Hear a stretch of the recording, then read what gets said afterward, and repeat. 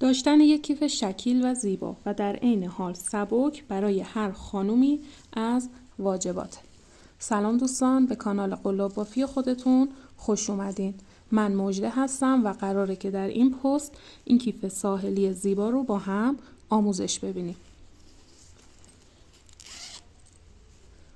یک کیف کاربردی که برای استفاده روزمره میتونین ازش استفاده کنین.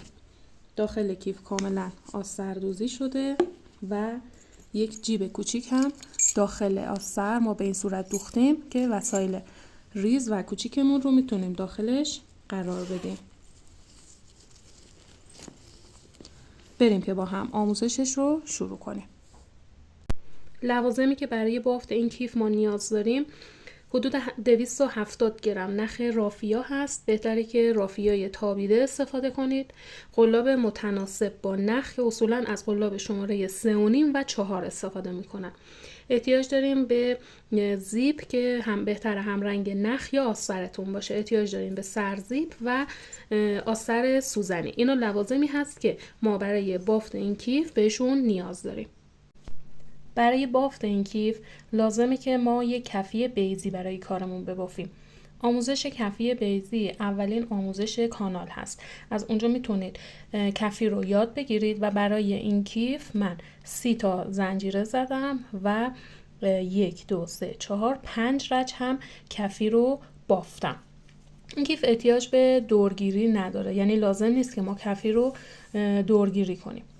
بعد از اینکه ما کفی رو بافتیم شروع به بافت مدل میکنیم. برای بافت مدل آخرین پایه رو که بافتیم میایم داخل پایه بعدی و یک پایه بست میزنیم به این صورت. حالا 3 تا زنجیره میزنیم.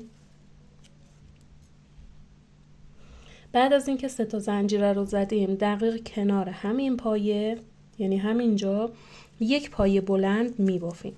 این 3 زنجیره شروع کار حکم یک پایه رو برای ما داره. یعنی ما الان 2 تا پایه بلند کنار هم بافتیم. یک زنجیره میزنیم و دقیق 2 تا پایه بلند دیگه داخل همین فضا کنار این 2 تا میبافیم.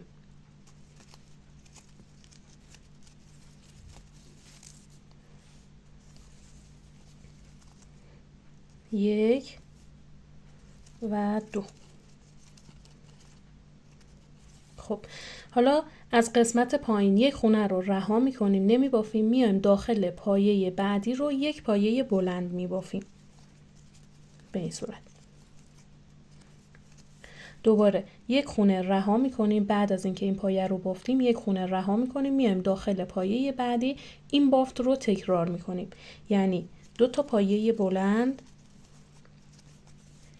1 2 یک زنجیره و دقیق 2 پایه بلند دیگه کنار این 2 تا میبافیم. 1 و 2. دوباره یک پایه رها میکنیم، میایم داخل پایه بعدی یک پایه بلند میبافیم. رج اول بافت به این صورت هست. ما دور تا دور رو به این صورت میبافیم. آخرین پایه‌ای هم که باید ببافیم یک پایه بلند هست، چون شروع بافت با این طرح گلمون بوده. پس رج اول رو به این صورت میبافیم. خب ببینید من یک رج رو بافتم و گفتم آخرین پایه‌ای که داریم باید پایه بلند باشه. بعد میایم بافت رو به شروع کار، به 3 زنجیره شروع کار روی زنجیره سوم با پایه بست اتصال میدیم. یعنی قلاب رو وارد زنجیره سوم میکنیم، نخ رو از داخل زنجیره و در نهایت هم از داخل نخی که روی قلاب هست عبور میدیم.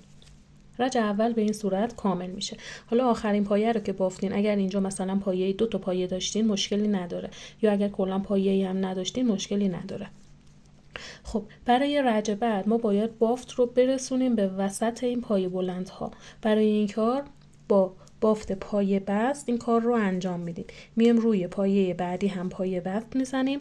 حالا رسیدیم به این زنجیره، روی این زنجیره رو هم به این صورت پایه بست میزنیم و دوباره این گل رو تکرار میکنیم. یعنی 3 تا زنجیره، 1 2 3 یه پایه بلند کنارش،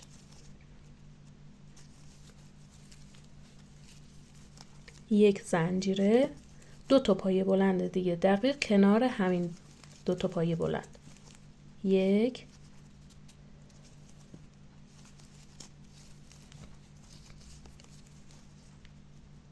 این هم 2. خب حالا میایم میرسیم به این پایه بلندی که داریم. اینجا دیگه روی پایه بلند رو بافت پایه بلند نمیزنیم، به جاش میایم کشباف از رو میبافیم. یعنی نخ رو دور قلاب میندازیم و میایم قلاب رو به این صورت زیر این پایه بلند میبریم. حالا نخ رو از این زیر این پایه رد میکنیم. 3 تا رشته نخ روی قلاب داریم که اینا رو تا 2 مرحله یکی میکنیم. این 1 و این هم 2. یعنی ما فقط رج اول پایه بلند میبافتیم، این رج و رج های بعد این پایه به شکل کشباف از رو بافته میشه. حالا دوباره رسیدیم به این گل، میایم وسط این 2 تا پایه بلند ها اینجا که زنجیره داشتیم قلاب رو به این صورت زیر این زنجیره ها میبریم، زنجیره، بعد بافت پایه بلند میبافیم، 1 2 1 زنجیره، 2 تا پایه بلند دیگه دقیق کنار همین، 1 و 2. الان رسیدیم به این پایه بلنده. گفتم کشباف از رو می بافیم. برای این کار به این صورت نخ رو دور قلاب میندازیم. حالا قلاب رو میبریم زیر این پایه بلند. نخ رو از زیر این پایه میکشیم به سمت بالا. 3 تا رشته نخ روی قلاب داریم که اینا رو تا 2 مرحله یکی میکنیم. 1 2. دوباره رسیدیم به این گل، میایم داخل این فضا، یعنی بین این 2 تا پایه بلند تا اینجا زیر این زنجیره گل رو تکرار میکنیم. بافت این رج و رج های بعد تکرار همین رج هست. یعنی ما میایم روی این قسمت هایی که طرح گل داره رو به این صورت گل میبافیم. اینجا کشباف از رو داریم که دوباره کشباف از رو بافته میشه. الان رج های بعد این کشباف از رو دوباره کشباف از رو بافته میشه. برای بافتنش هم فقط کافیه که قلاب رو به این صورت ببرید زیر این پایه، بعد بافتتون رو یکی کنید. این میشه بافت کل بدنه کیف ما. حالا این رو تا اون ارتفاعی که خودتون دوست دارین میتونین ببافین. یه نکته اینجا بهتون بگم، شما این رج رو که کامل کردین یا رج‌های بعد هیچ فرقی نمیکنه. آخرین پایه‌ای که هست این کشباف از رو هست، بعد میرسیم به این گل. برای اینکه اتصال بدین ما اینجا برای شروع کار 3 تا زنجیره داشتیم. قلاب رو داخل زنجیره سوم میبریم، با پایه بست اتصال میدیم که رج کامل بشه و چون میخوایم بافت رو دقیق از وسط این پایه ها شروع کنیم، یعنی از زیر این زنجیره، میایم روی پایه بعدی رو هم پایه بست میزنیم، میایم زیر این زنجیره رو هم پایه بست میزنیم که کار رو برسونیم به اینجا و دوباره بافت رو تکرار میکنیم. خب ببینید این کامل شده کیف من هست. مدل به این صورت هست. من بعد از اینکه کیف رو بافتم و کامل شد بهش بخار هم دادم، بخار اتو. برای این کار لازمه که شما اتو رو تقریبا 1 سانتی بافتتون بیارین و از بخار استفاده کنید تا بافت باز بشه و اتو رو مستقیم روی بافت نذارین. خب طول و عرض کیف من ببینید، طول کیف من 37 سانت شده، عرضش یعنی فقط قسمت بافت بدون احتساب کفی 24 سانت شده. مقدار نخ مصرفی هم که گفتم 270 گرم بوده. خب بعد از اینکه ما کیف رو بافتیم کامل شد میذاریم کنار و شروع میکنیم برای کیفمون بند میبافیم. برای بافتن بند کیف ما شروع میکنیم یک تعداد زنجیره میزنیم. برای این کیف 6 تا زنجیره کافی هست. 1 2 3 4 5 و 6. خب زنجیره ششم رو رها میکنیم، شروع میکنیم روی 5 تا زنجیره‌ای که داریم رو بافت پایه کوتاه انجام میدیم. 1 2 3 4 و این هم پنجمی. بدون زدن زنجیره کار رو به این حالت برمیگردونیم و دوباره شروع میکنیم روی 5 تا پایه‌ای که داریم رو بافت پایه کوتاه میبافیم. 1 2 3 4 و 5. حالا اینجا کار رو باید گرد کنیم. به چه صورت؟ نگاه کنید، بافت رو به این حالت برگردونین، قلاب رو زیر اولین پایه ببرین، زیر اولین زنجیره، نخ رو به این حالت از داخل این زنجیره و در نهایت هم از داخل نخ روی قلاب رد کنید. الان ما همین 5 تا پایه رو داریم. از این انتها که شروع کنیم بشمارین 1 2 3 4 5. خب این اتصال هست، کاری بهش نداریم، یعنی این پایه رها میشه. میام از روی این پایه قلاب رو زیر دو رشته نخ میبریم و شروع به بافتن میکنیم. 1 2 3 4 و این هم پنجمی. دوباره شروع میکنیم از روی اولین پایه شروع به بافتن میکنیم. دوباره قلاب رو زیر دو رشته نخ میبریم. 1 2 3 4 و 5. دوباره شروع میکنیم روی 5 تا پایه رو دوباره میبافیم. ببینید قلاب حتما زیر دو رشته نخ بره. 1 2 3 4 و 5. ما بند کیفمون رو به همین صورت میبافیم. ببینید به این حالت در میاد، یعنی دور تا دور رو میبافیم بدون اینکه پایه بست بزنیم. الان دوباره قلاب رو زیر این دو رشته نخ میبریم و به همین صورت پایه هامون رو یکی یکی میبافیم تا ارتفاعی که دوست داریم بند کیفمون بشه. خب عزیزان ببینید من بند کیف رو بافتم و بافت به این صورت میشه. خب حالا ما باید بند رو روی کیف وصل کنیم. یک قسمت رو من وصل کردم. ببینید از این قسمت کناره شما 2 تا پایه از این طرف و 2 تا پایه از این طرف جدا کنید. روی پایه سوم که رسیدید اینجا این وسط ما بین پایه کشباف و پایه 4 تایی این وسط ما یک فضای خالی داریم. میایم از اینجا بند رو وصل میکنیم. حالا من یک طرف رو وصل کردم، طرف دیگر رو بهتون آموزش میدم. ببینید ما گفتیم 2 تا پایه از این طرف جدا میکنیم، ما بین کشباف و این گل این فضای خالی ما به این صورت بند رو میکشیم به سمت داخل کیف. زمانی که بند رو بافتین یک مقدار نخ اضافه بذارید بمونه که بتونید به راحتی این کار رو انجام بدید و با همین نخ بند رو به کیف بدوزید. خب به این صورت ما بند رو به سمت داخل کیف هدایت میکنیم. حالا این نخ رو داخل سوزن پلاستیکی میکشیم و از داخل، از سمت داخل به کیف میدوزیم. نخ رو یک لا کنید برای دوختن. ببینید به این حالت، به این صورت بند رو روی بافت فشار بدید و از سمت داخل پایه ها رو با هم دیگه بدوزید تا بند کاملا روی کیف فیکس بشه.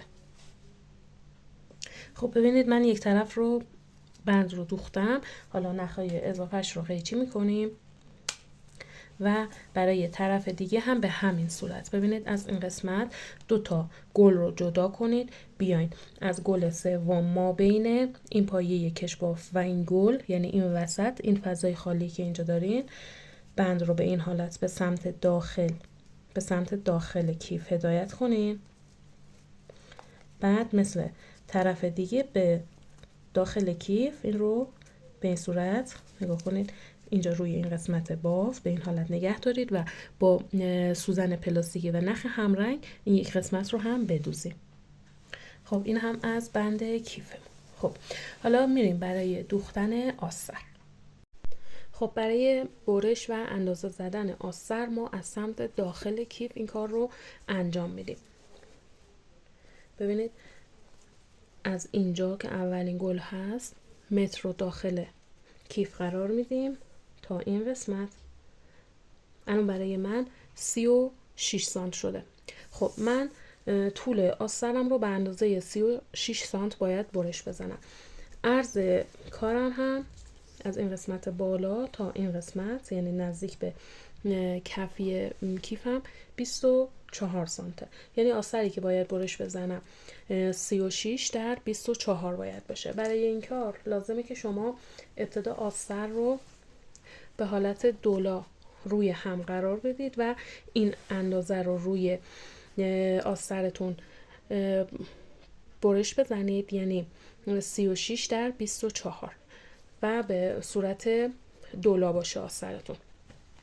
حالا اگر بخواین که یک جیبی هم روی آسترتون کار کنید، باید یک آستر کوچیکتر از این آستر اصلیتون برش بزنید. حالا این دیگه کاملا سلیقه‌ای هست که بخواید مثلا چه اندازه‌ای رو برش بزنید. مثلا میتونید 20، یعنی طول کار 20 باشه، عرضش 15 باشه. یه همچین آستری رو برش بزنید به صورت یک لا و روی آستر اصلیتون از یک طرف کار بدوزینش.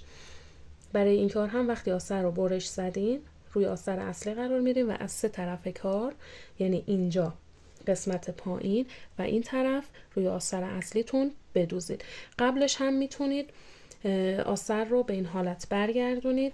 اول این کار رو انجام بدید، 4 طرفش رو کامل بدوزید، بعد آستری که دوخته شده رو روی آستر اصلی وصلش کنید.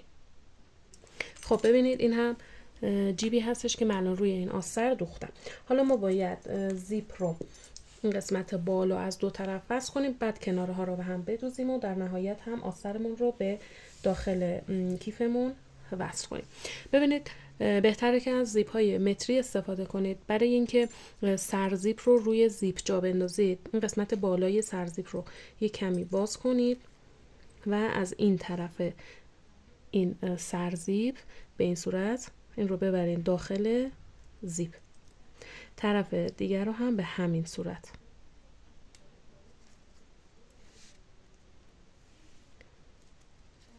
بعد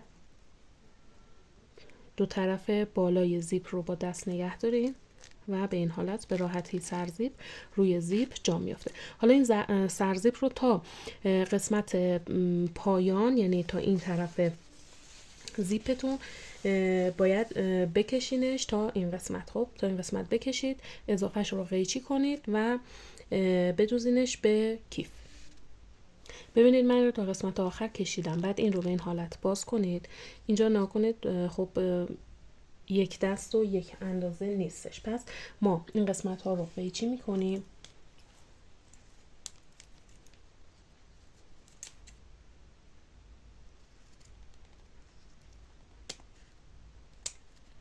به این صورت. بعد حتما سرش رو بسوزونیم، سر این قسمت از زیپ رو.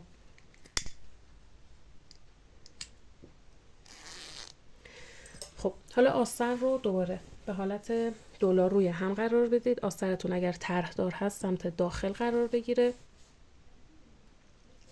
بعد زیپ رو ببینید، زیپ رو به این صورت باز کنید، به این حالت برش گردونید. این یک طرف زیپ از این قسمت بالا، یعنی از اینجا روی آستر به این صورت دوخته میشه. زیپ و آستر رو روی هم نگه دارید و با چرخ بدوزید تا قسمت، تا این قسمت، تا اینجا. خب ببینید من یک طرف رو زیپ و آستر رو به هم دیگه دوختم. برای طرف دیگه دوباره آستر رو به این حالت قرار بدید. خب زیپ رو به این حالت قرار بدید، به این صورت، و حالا از این طرف زیپ و آستر رو روی هم قرار بدین و به هم دیگه بدوزید. خب ببینید الان زیپ و آستر کاملا دوخته شده به این صورت. خب حالا دو طرف کار، یعنی اینجا و اینجا رو شما به این حالت از قسمت پایین زیر چرخ قرار میدین و این قسمت ها رو هم میدوزید تا آسترتون شکل کیسه‌ای به خودش بگیره و میذاریم داخل کیف و به کیف میدوزیم. خب بعد از اینکه آستر کامل شد به این حالت داخل کیف قرارش بدین و از این قسمت آستر و لبه بافت رو به این حالت روی هم قرار بدید و دقیقاً از قسمت بالا با نخ همرنگ این قسمت زیپ رو به کیفتون با کوک های ریز وصل کنید تا کیفتون به این صورت کامل بشه. یک طرف رو که وصل کردین تا این قسمت، طرف دیگر رو از این طرف شروع کنید. از این طرف شروع کنید از اون تا اینجا و کارتون به این صورت کامل میشه.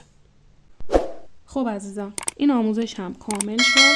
امیدوارم که این کیف زیبا رو ببافین و لذت ببرید. خیلی سبک و خوش‌دست هست. ویدیوی بعدی رو هم حتما نگاه کنید چون آموزش یک کیف دستی بسیار زیبا هست. ممنون میشم که این پست رو هم لایک کنید و با دوستانتون به اشتراک بذارید.